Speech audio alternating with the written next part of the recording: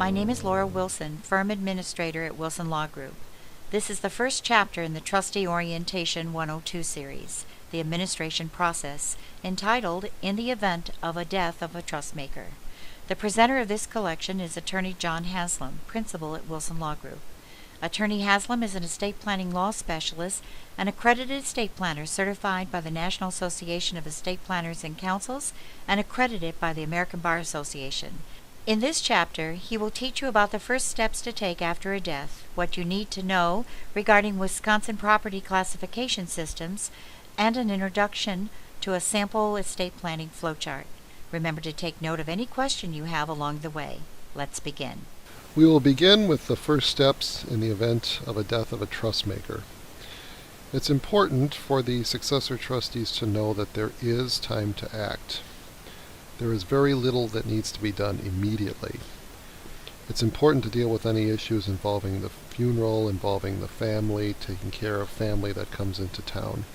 More often than not, things can be dealt with after those events have taken place.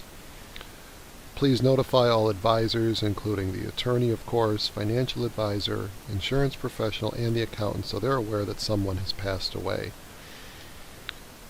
Please also locate and review the existing estate plan. If you are a member of the Our Way program, it has probably been reviewed no longer than 2 years ago, which of course is beneficial. As a part of the Our Way process, we also ask routinely where the original documents are kept. That way the family will know where to find these documents in the event they can't find them on their own. A certificate of trust exists for the trust showing who has the authority to act on behalf of the trust. That's a trustee. When a trustmaker passes away, more than likely they were an existing trustee. So a new certificate of trust needs to be signed showing who the successor trustee is now. That's why we call it the successor certificate. It will be very useful to have an extra copy made of that certificate to submit to banks, financial institutions, and insurance companies.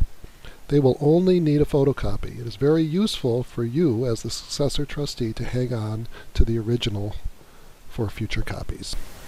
Let's move on to Wisconsin's property classification system. Wisconsin is called a marital property state and has been a marital property state for quite some time. What marital property means is that property is owned equally by both spouses regardless of whose name is on the title, whether it's one spouse, the other spouse, or both. The presumption is that each of them owns a 50% interest in that asset. The opposite of that is individual property, which is the more traditional system of title control.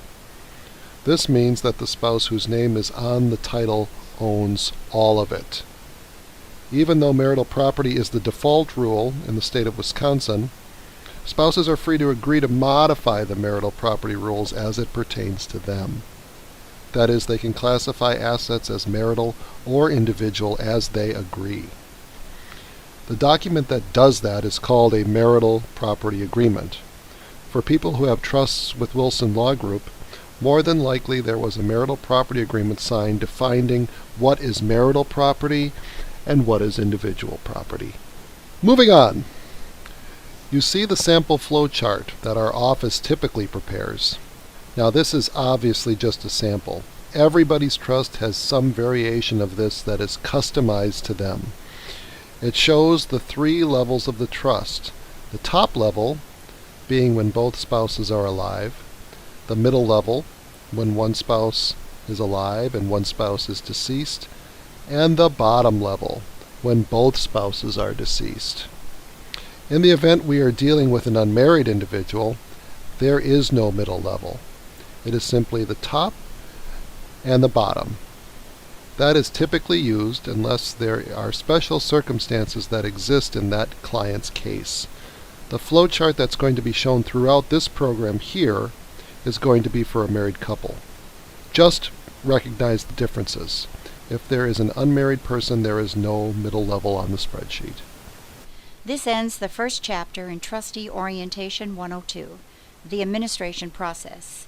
If you have any questions about the information covered in this chapter, please contact the Trustmaker, your attorney, or call or email our office.